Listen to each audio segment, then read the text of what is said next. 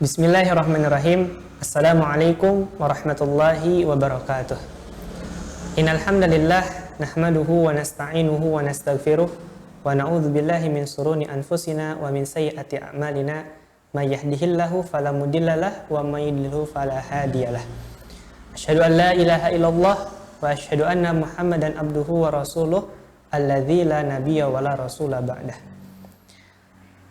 Pertama-tama marilah kita panjatkan puji dan syukur kehadirat Allah Subhanahu wa taala karena atas rahmat serta maghfirahnya pada kesempatan kali ini kita semua bisa berjumpa kembali dalam acara Teman Surga dalam kondisi yang sehat walafiat. Tentunya ini tidak lain dan tidak bukan berkat rahmat dari Allah Subhanahu wa taala. Salawat serta salam semoga senantiasa tercurah limpahkan kepada junjungan kita yakni Habibana wa Nabiyana Muhammad sallallahu alaihi wasallam, kepada para keluarganya, kepada para sahabat, tabi'in, tabi'ut tabi'in, semoga sampai kepada kita selaku pemegang risalahnya ila yaumil qiyamah. Sahabat Teman Surga yang dirahmati Allah Subhanahu wa taala, bagaimana kabarnya di rumah? Semoga selalu dalam lindungan Allah Subhanahu wa taala. Alhamdulillah, insyaallah pada kesempatan kita kali ini kita akan membahas sosok yang begitu mulia setelah Rasulullah Sallallahu Alaihi Wasallam, manusia yang paling mulia setelah Rasulullah Sallallahu Alaihi Wasallam, yakni Sayyidina Abu Bakar As-Siddiq. Para sahabat itu adalah orang-orang yang mulia karena tentunya mereka adalah orang-orang yang dibina langsung oleh Rasulullah Sallallahu Alaihi Wasallam, ditatqif langsung oleh Rasulullah Sallallahu Alaihi Wasallam, sehingga mereka memiliki jiwa-jiwa yang hebat, jiwa-jiwa yang mulia, dan menjadi sosok-sosok yang mulia juga. Nah, maka salah satu sosok yang mulia tersebut adalah Abu Bakar As-Siddiq. Kita pada kesempatan kali ini akan membahas apa yang menyebabkan Abu Bakar As-Siddiq itu mendapatkan urutan pertama di antara sahabat-sahabat yang lainnya, dan apa juga amalan-amalan yang beliau laksanakan sehingga beliau termasuk salah satu sahabat Nabi yang dijamin oleh Allah Subhanahu wa taala akan masuk ke dalam jannahnya. Ya. Baik, ketika kita berbicara tentang Abu Bakar As-Siddiq, maka sebagaimana yang sudah disabdakan oleh Nabi bahwasanya Abu Bakar di surga, Umar di surga, Utsman di surga, Ali di surga, dan beberapa sahabat yang lainnya di surga. Namun ada satu hal yang menarik bahwasanya Abu Bakar ditempatkan pada urutan yang pertama. Tentu ini mengindikasikan sesuatu tentang keutamaan Abu Bakar dibandingkan dengan sahabat-sahabat yang lainnya. Namun ketika kita pelajari tentang keutamaan Abu Bakar, yang menjadikan Abu Bakar lebih utama daripada sahabat-sahabat yang lainnya sebetulnya bukan karena sholatnya, bukan pula karena banyaknya puasa, bukan pula dengan banyaknya qiyamul lail, tapi karena keyakinannya kepada Allah dan Rasulnya yang tidak ragu sekalipun ketika mendapatkan kabar bahwasanya Muhammad diangkat oleh Allah Subhanahu wa taala menjadi seorang rasul. Jadi ceritanya itu ketika dulu Abu Bakar itu kan seorang pedagang, beliau pulang dari perdagangan, kemudian beliau itu ketika datang ke kota Mekah, para masyarakat kaum Quraisy ketika itu berbondong-bondong menghampiri beliau dan mengatakan kepada beliau dalam bahasa mereka bahwasanya yatimnya Abu Thalib atau Muhammad itu mengaku menjadi nabi. Maka seketika sahabat Abu Bakar ini langsung menemui Rasulullah Shallallahu Alaihi Wasallam karena Rasul merupakan sahabat terdekat dari beliau gitu. Kemudian mengatakan Rasul kepada Sayyidina Abu Bakar bahwasanya aku diangkat oleh Allah menjadi seorang nabi.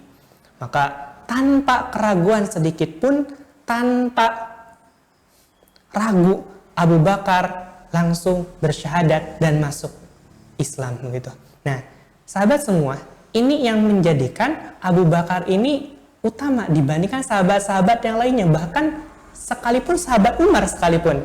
Ya, yang membedakannya dengan sahabat yang lain ini dalam hal kepercayaannya. Mungkin sahabat-sahabat yang lain ketika mereka mendapatkan hidayah Islam, pada awalnya mereka ragu, akan tetapi berbeda dengan Abu Bakar yang langsung membenarkan. Karena ketika Rasul saja sebelum Muhammad saja ketika sebelum menjadi Rasul sudah dipercaya oleh orang-orang dengan gelar Al-Amin, orang yang terpercaya. Kalaulah Rasul itu mengatakan sesuatu, tentu dan pasti itu mustahil untuk bohong. Maka ketika Rasul mengatakan bahwasanya dia diangkat menjadi seorang nabi, maka tanpa keraguan sedikit pun di hatinya Abu Bakar langsung mengimani hal tersebut begitu. Nah, ini yang menjadi poin penting. Poin penting mengapa sahabat Abu Bakar ini dijamin masuk surga dan pada golongan orang-orang yang pertama begitu. Kemudian kita pun bisa melihat bahwasanya keutamaan Abu Bakar pun hingga akhirnya bisa menjadikan sahabat-sahabat yang lainnya pun memeluk hidayah dengan Islam gitu. Memeluk hidayah contohnya seperti Utsman bin Affan, Abdurrahman bin Auf, Talha, kemudian Zubair bin Awam, yang mereka mendapatkan hidayah Islam melalui jalur Abu Bakar. Tentu dakwah yang disampaikan oleh Abu Bakar pun jauh lebih mudah. Mengapa demikian? Karena dari sebelum-sebelumnya Abu Bakar dikenal di tengah kalangan kaum Quraisy itu sebagai sosok yang istimewa gitu. Istimewa karena akhlaknya, istimewa karena kedermawanannya, istimewa karena keilmuannya gitu. Maka mungkin ini sebagai bahan introspeksi bagi kita. Mungkin ketika kita itu sedang berdakwah kepada orang lain, kemudian orang lain tersebut itu susah sekali untuk diajak dakwah kita, mungkin boleh jadi bukan kesalahan dia, tapi mungkin kitanya yang kurang menarik. Maka dari sekarang kita harus berusaha untuk menjadi orang yang menarik di tengah masyarakat, baik dengan keilmuan kita, baik dengan sikap kita, yang ketika orang itu berdiskusi dengan kita, ketika orang lain itu meminta pendapat kita, disitulah kita pun bisa memberikan pencerahan untuk kehidupannya. Ini potensial sekali dan ini sangat bermanfaat begitu. Dan inilah yang dimiliki oleh sahabat Abu Bakar, sehingga banyak sekali sahabat-sahabat beliau yang pada akhirnya memeluk agama Islam gitu. Kemudian yang kedua, yang selanjutnya adalah tentang kedermawanan Abu Bakar As-Siddiq. Kita tahu bahwasanya Abu Bakar As-Siddiq ini adalah seorang pedagang yang kaya raya, yang pada suatu ketika Abu Bakar ini menginfakkan. Ini menunjukkan kualitas keimanan seorang Abu Bakar gitu. Menginfakkan seluruh hartanya. Sampai Nabi Muhammad SAW itu bertanya kepada beliau, lalu apa yang engkau sisakan untuk Allah dan untuk istri dan anak-anakmu? Maka Abu Bakar dengan tenang menjawab, cukup aku sisakan Allah dan Rasulnya. Ketika Umar itu hanya sanggup menginfakkan setengah hartanya, Abu Bakar menginfakkan seluruh hartanya. Nah, inilah yang mengapa para sahabat berkeyakinan, para sahabat pun mengakui bahwasanya Abu Bakar ini adalah sahabat yang paling terbaik di kalangan mereka. Kemudian kita pun tahu bahwasanya di masa beliau itu sengaja membuat sebuah tempat diskusi di amparan rumahnya untuk dijadikan orang-orang berkumpul dan mengambil ilmu dari beliau. Banyaknya orang yang tertarik kepada beliau karena sifatnya yang ramah, kemudian dermawan, rendah hati, membuat orang-orang ketika berdiskusi dengan beliau itu merasa nyaman. Sehingga hampir setiap hari di depan rumahnya itu dipenuhi oleh orang-orang Quraisy. Karena mereka membutuhkan keilmuan yang dimiliki oleh Abu Bakar. Keilmuan apa sajakah yang diajarkan di emperan rumahnya Abu Bakar itu ada dua kurang lebih. Yang pertama, Abu Bakar itu mengajarkan ilmu tentang berdagang. Atau kalau mungkin sekarang kita mengenalnya dengan konsultan bisnis gitu ya. Jadi sosok Abu Bakar ini punya keilmuan dagang yang menarik gitu. Sehingga memang dibutuhkan karena kita tahu bahwasanya mata pencaharian masyarakat Quraisy ketika itu adalah berdagang, seperti berdagang ke negeri Syam. Maka ketika ada seseorang yang memiliki ilmu tentang itu, masih mereka tertarik karena butuh untuk kehidupannya. Nah, maka Abu Bakar memfasilitasi itu semua untuk menjadi tempat belajar. Ya, Abu Bakar memberikan ilmunya di sana. Kemudian yang kedua yang dipelajari di rumah beliau itu adalah tentang ilmu nasab gitu. Ilmu nasab ini jadi ilmu keturunan. Karena terkadang ada orang yang lupa ke atasnya itu ke siapa, dia itu keturunan dari siapa. Nah, Abu Bakar ini hafal semua keturunan-keturunan yang ada di sekitar Jazirah Arab begitu. Maka ketika ada seseorang yang mengatakan kepada beliau, saya lupa terhadap nasab saya, maka cukup katakan siapa bapaknya, maka Abu Bakar mampu menyebutkan Fulan bin Fulan bin Fulan bin Fulan sampai ke atasnya. Nah, yang sehingga pada suatu hari nanti keilmuan ini diberikan beliau kepada anaknya, yakni Siti Aisyah binti Abu Bakar radhiyallahu anha. Nah, maka ini sebagai suatu gambaran bagi kita ya. Ketika kita memiliki suatu keilmuan, ketika kita memiliki suatu skill, maka jangan sampai kita mencukupkan ilmu tersebut hanya untuk diri kita, tapi kita sebarluaskan. Boleh jadi dari keilmuan tersebut merupakan metode kita untuk mendakwahi orang lain. Contoh seperti saya mungkin. Saya alhamdulillah diberikan rahmat oleh Allah untuk sedikit mengetahui tentang bagaimana itu tahfidz Quran. Sehingga saya bisa berdakwah dari media tersebut. Kemudian dari bukan hanya sekedar menghafal, tapi mengajak orang-orang bukan sekedar dihafal akan tetapi diamalkan. Nah, maka teman-teman yang punya keilmuan berbisnis, teman-teman yang jago fisika, teman-teman yang jago komputer, manfaatkan keilmuan tersebut itu untuk di jalur dakwah. Karena kita tahu bahwasannya hakikat ilmu bukan tentang seberapa banyak yang ilmu kita miliki, tapi seberapa manfaat ilmu yang kita miliki itu untuk diri kita dan orang banyak gitu. Karena dalam sebuah hadis, khairun nas anfa'uhum linnas. Sebaik-baik manusia adalah orang yang paling bermanfaat untuk orang lain gitu. Nah, kemudian Abu Bakar pun terkenal dengan jiwa yang lembut. Pada suatu hari ketika pulang dari suatu peperangan, Siti Aisyah, istri Rasulullah SAW dan anak dari Abu Bakar As-Siddiq itu pulang dari suatu perjalanan. Di tengah perjalanan beliau turun dari tenda yang ada di atas untanya untuk memenuhi sebuah hajat. Kemudian ketika beliau itu kembali masuk ke dalam tenda tersebut, Siti Aisyah ini mendapati tidak adanya perhiasan yang beliau tadi bawa, sehingga tanpa sepengetahuan si pemandu unta tersebut, beliau turun dan mencari perhiasannya yang mungkin terjatuh di belakang. Dan karena tidak sadar, pada akhirnya si penandu unta tersebut melanjutkan perjalanan, mengira bahwasanya Siti Aisyah itu sudah ada di dalamnya, ternyata belum ada. Nah, kemudian Siti Aisyah tertinggal di belakang, kemudian beliau menunggu salah seorang sahabat yang menjadi pasukan penyisir. Beberapa orang di belakang yang memang tempatnya ada di belakang. Kemudian menemukan Siti Aisyah, dibawalah Siti Aisyah hingga pulang ke Madinah. Kemudian ada seseorang yang memutar balikan fakta tentangnya dan menuduh bahwasanya Siti Aisyah sudah berzina dengan sahabat tersebut yang bernama Sofwan gitu. Yakni yang memfitnahnya itu adalah Mistah bin Usasah, yang ternyata adalah sahabatnya sendiri, sahabat dari Abu Bakar As-Siddiq, bapaknya gitu. Mendengar perkataan tersebut, Abu Bakar langsung menemuinya, kemudian marah terhadapnya dan mengatakan, aku tidak akan lagi menafkahimu.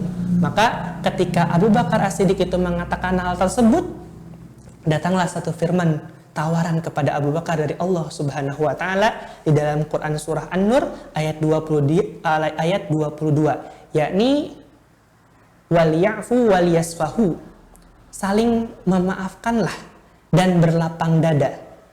Ala tuhibbuna ayyaghfirallahu lakum, apakah kamu tidak senang kalau aku mengampunimu? Maka mendengar ayat tersebut, langsunglah Abu Bakar kembali menafkahi Mistah bin Usasah gitu. Karena baginya yang penting itu hanyalah Allah. Maka ketika Allah memerintahkan terhadap suatu perintah, tanpa perlu ragu, tanpa perlu menunda, langsung dilaksanakannya gitu. Kemudian yang selanjutnya, kita pun bisa melihat keutamaan Abu Bakar ini ketika ketenangan Abu Bakar ini, salah satu sifat terbaik dari Abu Bakar tenang dalam menghadapi suatu permasalahan adalah ketika Rasulullah SAW itu wafat gitu. Ketika Rasulullah SAW dikabarkan wafat, berita tersebut sampai ke Sayyidina Umar, maka Sayyidina Umar langsung mengacungkan pedangnya dan mengatakan, siapa yang mengatakan bahwasanya Muhammad telah wafat, akan kupenggal kepalanya.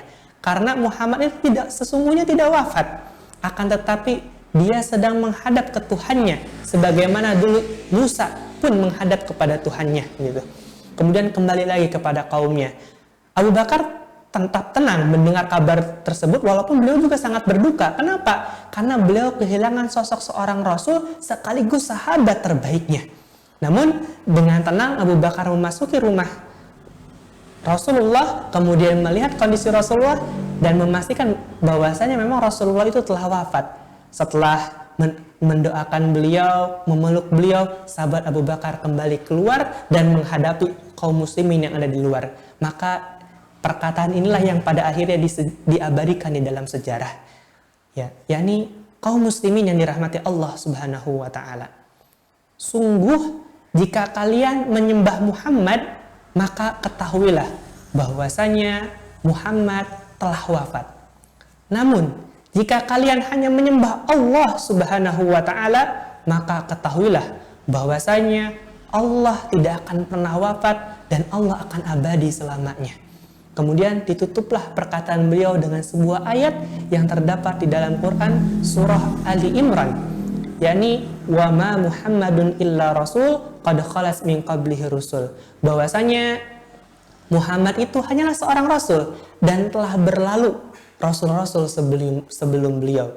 Kemudian ketika mendengar ayat tersebut, Umar bin Khattab baru sadar gitu bahwasanya memang betul pada hari itu mereka sudah kehilangan salah satu sosok yang mulia, yakni Rasulullah SAW. Sahabat teman surga yang dirahmati Allah Subhanahu wa taala, itulah beberapa poin yang kita bisa menjadi nilai besar bagi kehidupan kita gitu ya. Ketika contohnya tadi Abu Bakar itu yang tadinya hendak tidak memberikan nafkah kepada orang yang sudah mengkhianatinya, sudah mengecewakannya, namun ketika datang satu ayat saja itu mengubah beliau gitu. Nah, yang jadi pertanyaan bagi kita sekarang, sudah seberapa banyak ayat yang datang kepada kita? Sudah seberapa banyak hadis yang dibacakan kepada kita? Namun pertanyaannya, apakah itu sudah membuat perubahan yang besar dalam kehidupan kita?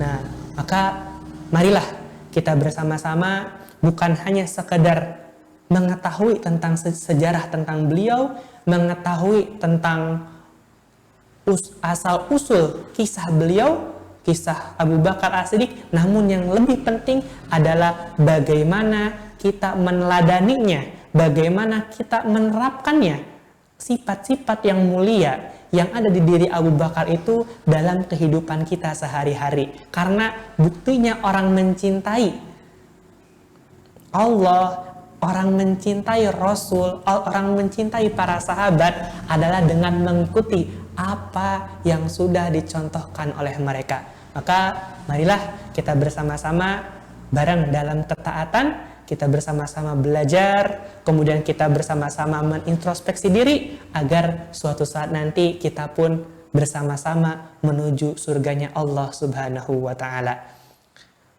Wallahu alam, billahi taufiq wal hidayah. Wassalamualaikum warahmatullahi wabarakatuh. Berapa menit?